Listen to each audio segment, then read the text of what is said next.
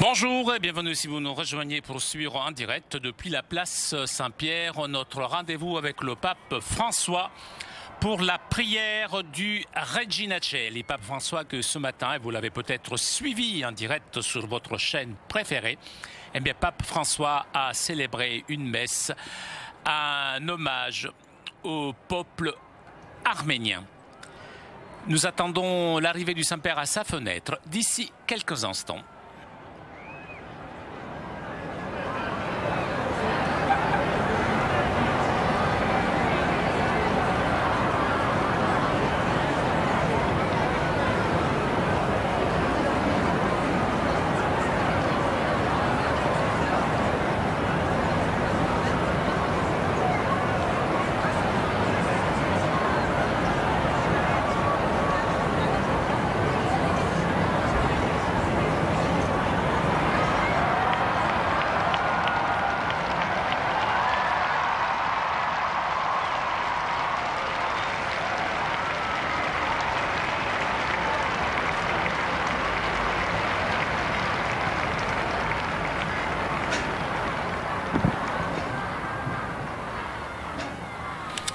Cari fratelli e sorelle, buongiorno.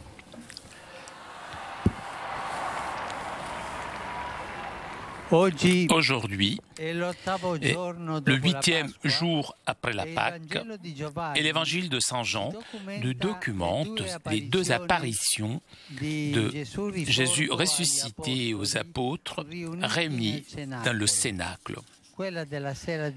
Le soir de Pâques, où Thomas était absent, et celle 8 jours après, où Thomas était présent. La première fois, le Seigneur montra ses blessures, les blessures de son corps à ses disciples. Il fit le signe de souffler sur eux. Il leur dit, comme le Père m'a envoyé moi, je vous envoie. Il transmet à ses disciples sa même mission avec la force de l'Esprit Saint. Mais ce soir-là, Thomas n'était pas là. Et lui, il ne voulait pas croire au témoignage des autres. Si je ne vois pas et je ne touche pas à ses plaies, il dit, je ne crois pas. 8 jours après, c'est-à-dire comme aujourd'hui, Jésus revient et se présente aux siens et il s'adresse tout de suite à saint Thomas, l'invitant à toucher ses blessures de ses propres mains et de son côté. Il vient donc à la rencontre de son incrédulité, puisque grâce au signe de la passion, il puisse atteindre la plénitude de la foi pascale, c'est-à-dire de la résurrection de Jésus. Thomas, c'est quelqu'un qui ne se contente pas, il cherche. Il veut vérifier personnellement, réaliser donc sa propre expérience personnelle. Après les inquiétudes et les doutes du début, lui aussi finalement croit, même s'il a avancé avec difficulté, mais il arrive quand même à la foi. Jésus l'attend patiemment. Et il s'offre donc aux difficultés et aux doutes du dernier arrivé. Le Seigneur proclame bienheureux ceux qui croient sans voir. Et la première de tous est Marie, sa mère. Cependant, il va à la rencontre aussi de l'exigence du disciple incrédule. Mets ici ton doigt et regarde mes mains. Au contact salvifique avec les plaies du ressuscité, Thomas manifeste ses propres blessures, ses propres plaies ses propres lacérations, sa propre humiliation. Dans le signe des clous, il trouve la preuve qu'il était aimé, attendu, qu'il était même compris. Il trouve face à lui un Messie plein de douceur, de miséricorde, de tendresse. C'était le Seigneur qu'il cherchait, lui, dans les profondeurs secrètes de son propre être, puisqu'il avait toujours su que c'était comme ça. Combien parmi nous, nous cherchons au plus profond de nos cœurs de rencontrer Jésus, tel qu'il est, doux, miséricordieux, tendre, parce que nous savons au plus profond, nous savons qu'il est comme ça. Retrouver, une fois retrouvé le contact personnel avec l'amabilité, la miséricorde et la patience miséricordieuse du Christ, Thomas comprend la signification la plus profonde de sa résurrection. Et il est transformé dans son intimité. Et donc il déclare sa foi pleine et totale en lui, en s'exclamant « Mon Seigneur et mon Dieu ». C'est beau. C'est une belle expression que celle de Thomas. Il a pu toucher le mystère pascal qui manifeste pleinement l'amour salvifique de Dieu, riche de miséricorde. Et comme Thomas, même nous tous, en ce deuxième dimanche de Pâques, nous sommes invités à contempler dans les plaies du ressuscité la divine miséricorde qui dépasse toutes les limites humaines et qui brille sous l'obscurité du mal et du péché. Un temps intense et prolongé pour accueillir les richesses immenses de l'amour miséricordieux de Dieu sera le prochain jubilé extraordinaire de la miséricorde dont la bulle d'indiction j'ai promulguée hier soir ici dans la basilique Saint-Pierre.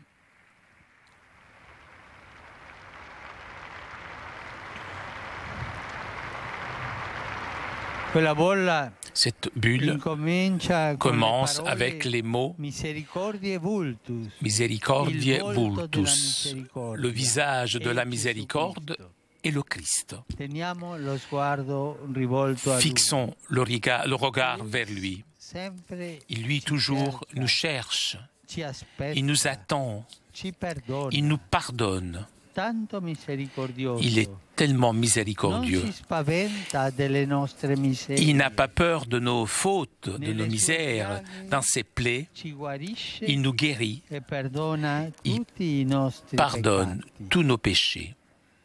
Et la Vierge Mère nous aide à être miséricordieux avec les autres, comme Jésus l'est avec nous.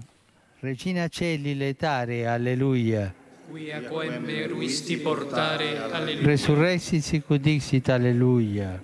Ora pro nobis Deum, alleluia. Gaudet letare, Virgo Maria, alleluia. Quia surrexis Dominus vere, alleluia. Deus, qui per resurrectione Filii Tui Domini nostri Iesu Christi, mundum letificare dignatus est, presta quesumus, ut per eius genitricem Virginem Mariam, perpetue capiamus gaudia vitae, per eundem Christum Dominum nostrum. Amen. Gloria Patri et Filio et Spiritui Sancto. Sicut erat in principio et nunc et semper, et in saecula saeculorum. Amen. Gloria Patri et Filio et Spiritui Sancto. Sicut erat in principio et nunc et semper, et in saecula saeculorum. Amen. Gloria Patri et Filio et Spiritui Sancto. Sicut erat in principio et nunc et semper, et in saecula saeculorum. Amen. Pro fidelibus defuntis, requiem aeternam dona eis Domine. Lux perpetua lucia eis. Requiescant in pace. Amen. Sit nomen Domini benedictum. Et hoc nunc et usque in seculum. Aiutorium nostrum in nomine Domini. Qui fecit celum et terram. Benedicat vos omnipotens Deus, Pater et Filius et Spiritus Sanctus. Amen.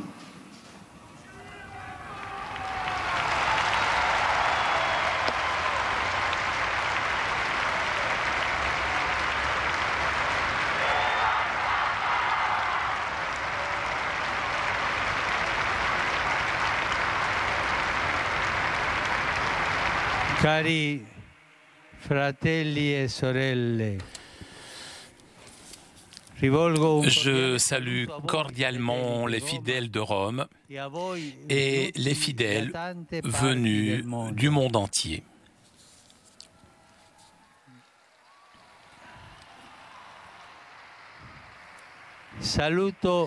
Je salue les pèlerins du diocèse de Metuchen aux États-Unis d'Amérique, les servantes de l'enfant Jésus venus de Croatie, les filles de la divine charité, les groupes paroissiaux de Forlì et Gravina di Puglia,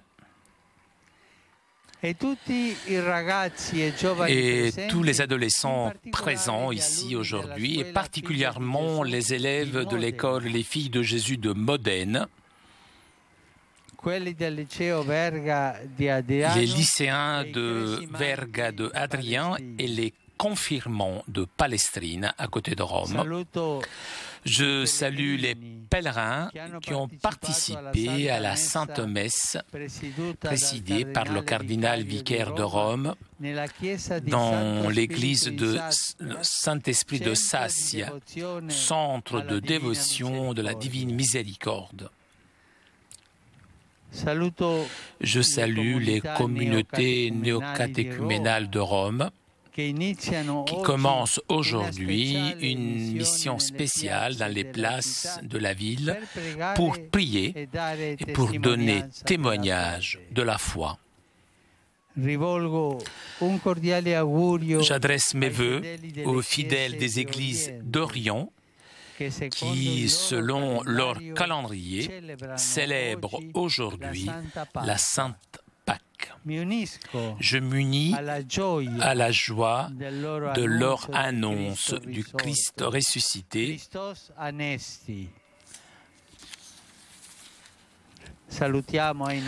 Saluons nos frères d'Orient en ce jour de leur Pâque.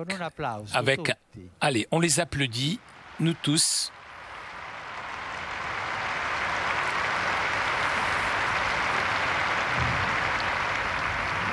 Je salue les fidèles arméniens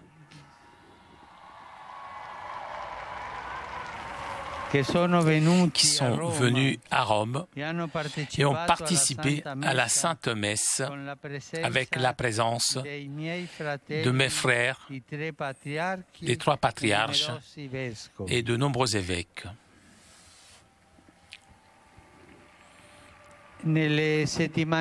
Ces dernières semaines, j'ai reçu du monde entier tant de messages de vœux de bonne Pâques.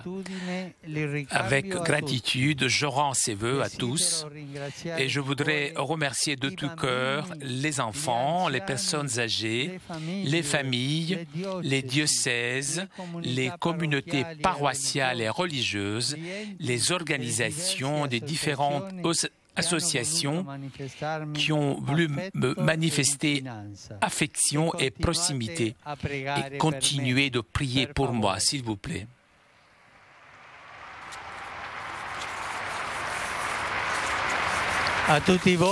Je vous souhaite à vous tous, un bon dimanche, bon déjeuner et arrivederci. Chers amis, nous arrivons à la conclusion de notre liaison avec Rome. Un grand merci à Raphaël qui était aujourd'hui à la technique. Merci aussi à nos amis d'Immédiat ainsi que CTV pour ces images. Prochain rendez-vous avec le Saint-Père, mercredi prochain, à partir de 10h moins quart, disons, pour l'audience générale. Je vous souhaite moi aussi une très bonne journée, un bon déjeuner et à très bientôt sur KTO.